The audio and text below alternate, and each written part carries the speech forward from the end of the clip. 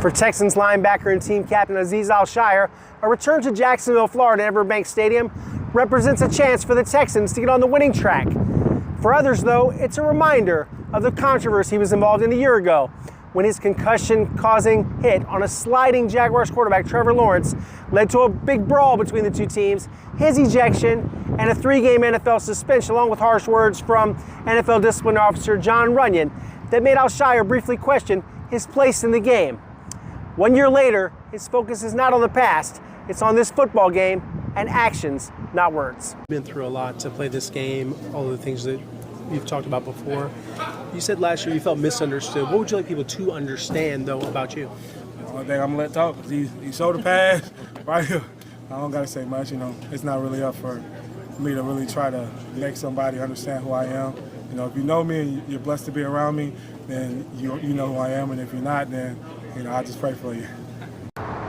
Hey guys, it's Aaron Wilson. I'm at Everbank Stadium in Jacksonville, Florida, home of the Jaguars, where the Texans will try to pick up their first win of the season. Really interesting subplot to this game. It's the first one since Azeez Al-Shaair, the Texans linebacker and team captain, had that controversial concussion-causing hit on Jaguars quarterback Trevor Lawrence. And for anybody that doesn't remember, you had a sliding Lawrence, slid late, and then you had contact to the head from Al-Shaair, causing the concussion, and that's what led to a brawl between the two teams and a separate couple of melees, lots of fights there, and an ejection for Al-Shaair. And then, after the apology from Al-Shaair for a hit that many viewed as unavoidable, a 3-game suspension from the league. And NFL disciplinary officer Jon Runyan didn't just suspend him, got his pound of flesh with some harsh words in the disciplinary letter that he released to the media and also sent to Al-Shaair.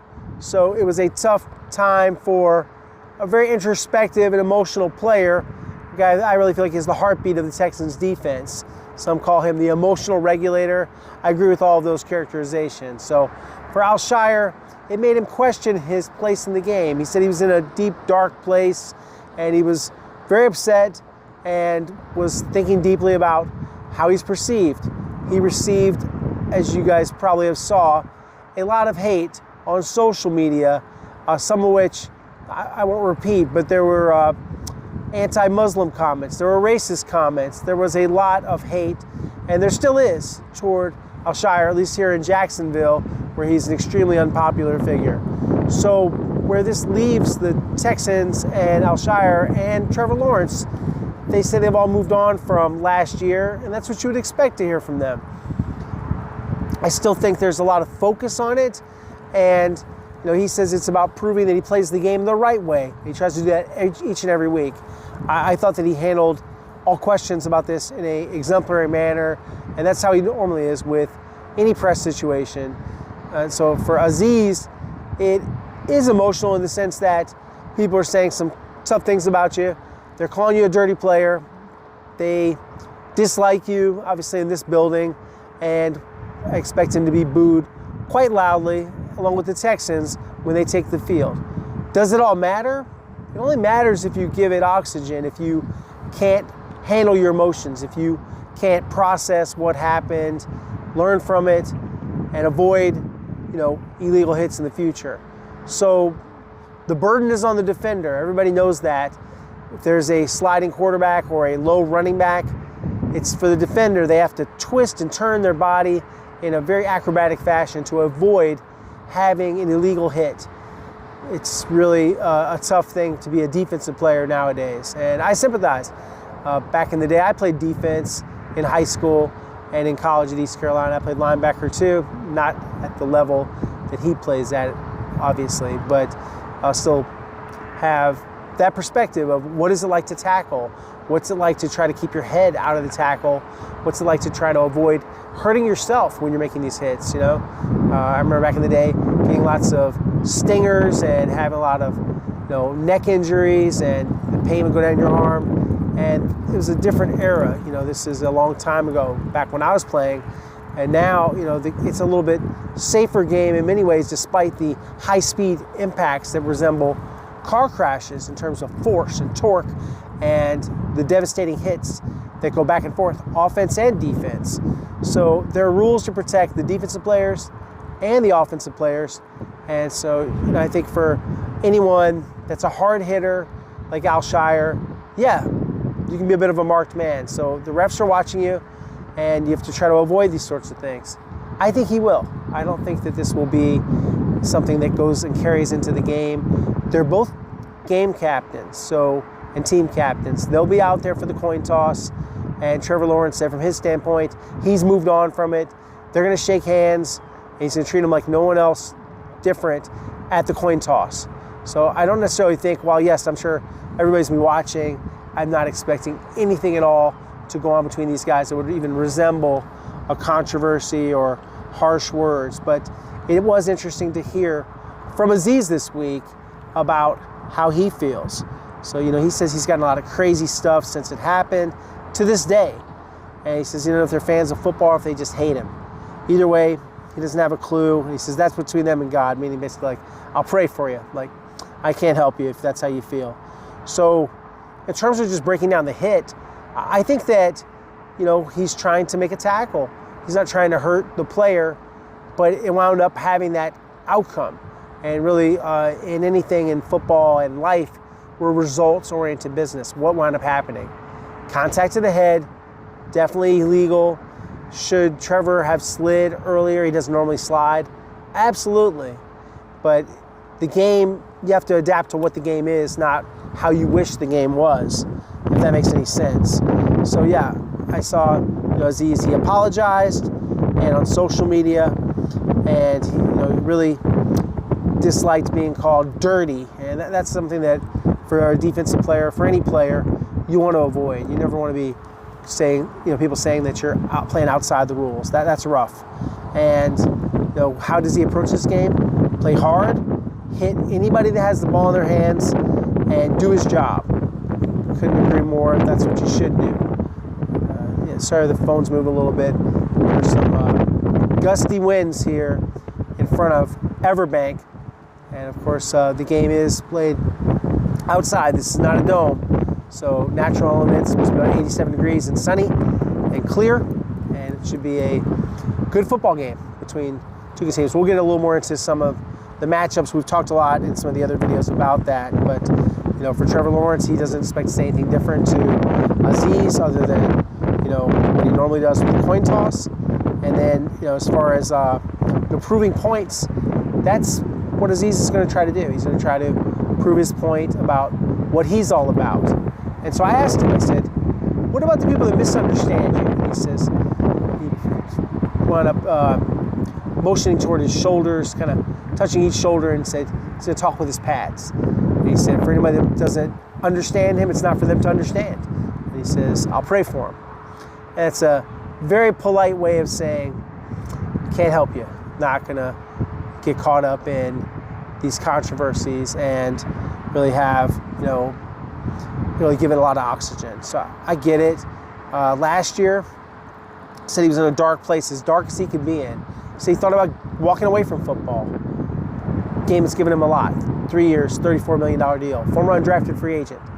Guy that was homeless growing up in Tampa, Florida. And that's why I asked him a question. I said, you've been through a lot to play this game.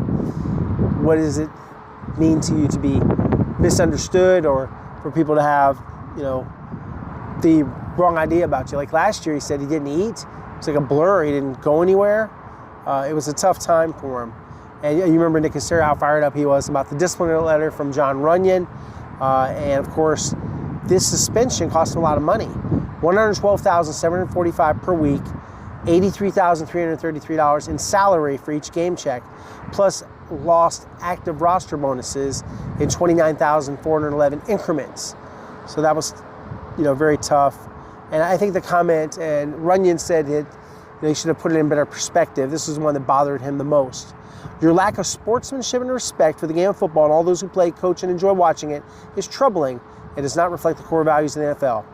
Your continued disregard for NFL playing rules puts the health and safety of both you and your opponents in jeopardy and will not be tolerated. Yeah. Harsh words. I think he went a bit far. I also understand that, and for anybody that doesn't understand this, the reason they punish people isn't just to punish people and make it a deterrent.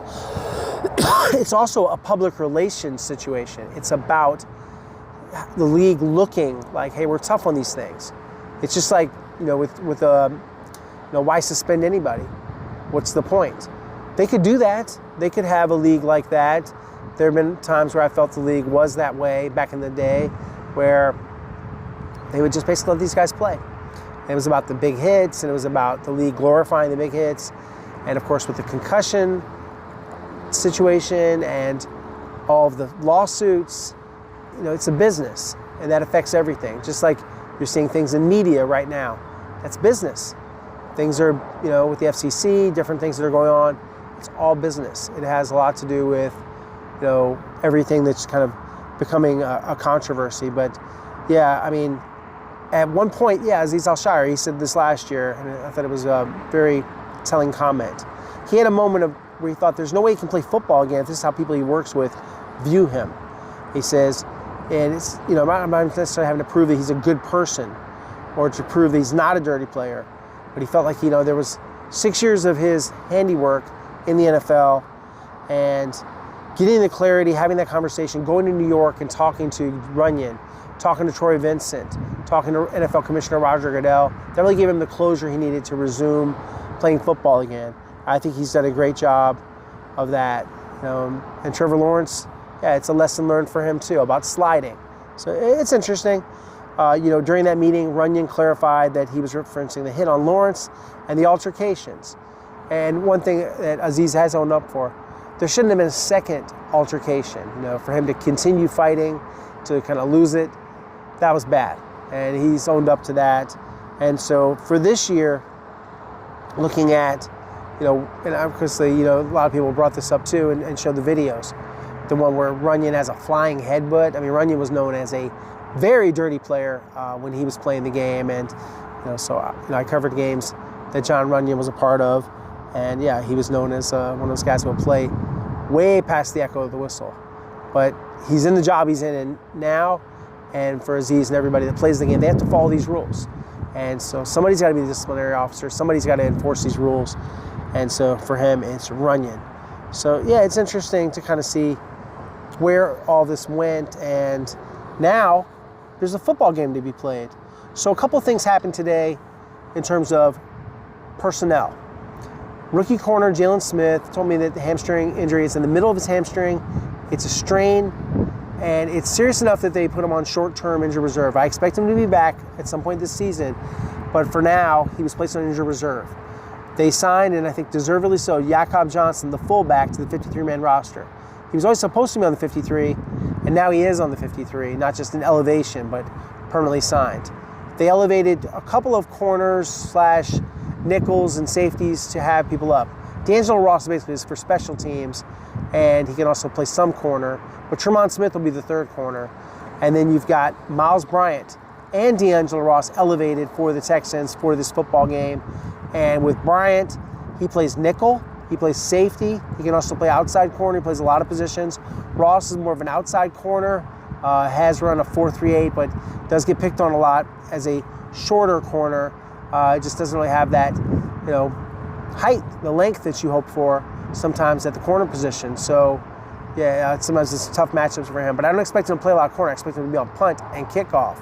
And I would think British Brooks will be up again. I think Damian Pierce will be a healthy scratch for the second consecutive week. I think they're going to use Woody Marks more. You can see the video from Woody, some of the questions I asked him in the locker room on Friday before the Texans headed out here on Saturday to travel to North Florida for this football game. Texans need to win. I mean, there's just no way around it. They've got to avoid the 0-3 start, and this will not be an easy game. The Jaguars are going to get the football out. They're going to running the football with Etienne.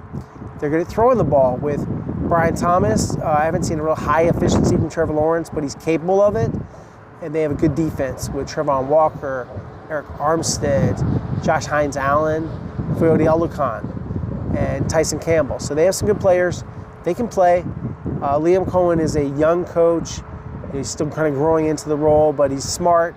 Did a good job with Tampa Bay, did a good job with the Rams, and he's very well trained. So, I look at this whole matchup and kind of thinking about, the depth charts and everything. kind of looking at the Jaguars, they haven't allowed a sack this year. So they've only allowed one sack, rather. So they've been really good at blocking.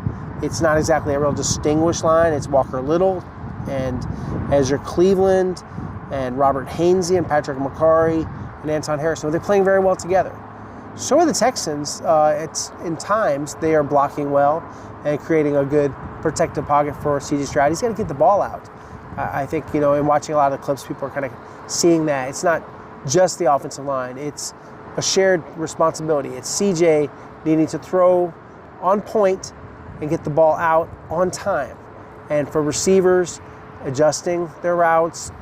Everybody on offense can play better. There's no one that's playing exemplary football. Some guys are playing better than others. Some of the guys I think are playing well, like Titus Howard's playing some good football. I thought Ariana Ursary had a better second game. Woody Marks, whatever he's asked to do, does well.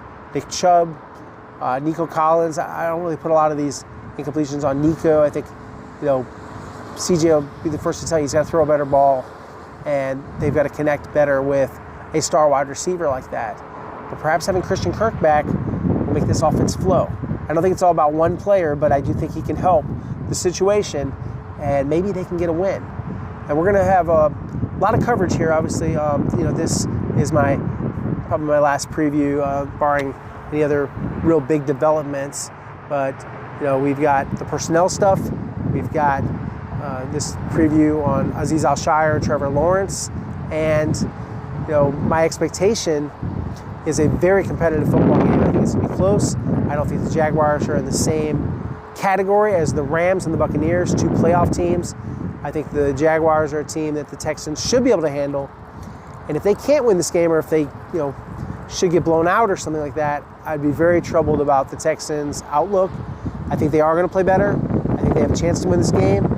And I would be mildly surprised if they don't bounce back and win the football game. But we'll see. That's why they play the games. That's why, we fly, get here, set up, cover the game, and then fly home and keep track of this all for you guys. Thanks for watching, liking, and subscribing to the channel. We're about 17,400 people now, so we're getting about halfway to 18,000. Really looking forward to hitting the next milestone, eventually having a 20,000 channel, and on and on and on. So guys, that's because of you. So thank you very much. Appreciate you guys. And I'm just trying to be consistent with the content and give you guys some quality content. Hopefully you guys like it and are vibing with what I'm trying to do, which is a straightforward channel. I don't pretend to have a lot of bells and whistles with it. Other than the thumbnails, I'm proud of my wife's thumbnails, and they're really eye-popping, and the idea is just to get you guys to watch. So thanks you for tuning in to me. And then on the flip side of that, of course, I'm on Twitter and X at AaronWilson_NFL. I'm on Instagram at AaronWilson7128. And of course, I'll be on television Sunday night with Randy McElvoy at KPRC2. So we'll have some content from here on television and on YouTube. And then, of course, www.click2houston.com. I've got some articles still to write. I've got some more things to do before game time. And I'm try to grab a bite to eat while I'm here in Jacksonville, Florida as well. So guys, until next time, look forward to our next conversation. And more than likely it'll be after the game. We'll see. Maybe you can do some things before the game too. Just kind of see where things stand. Talk to you soon. Thanks. Bye.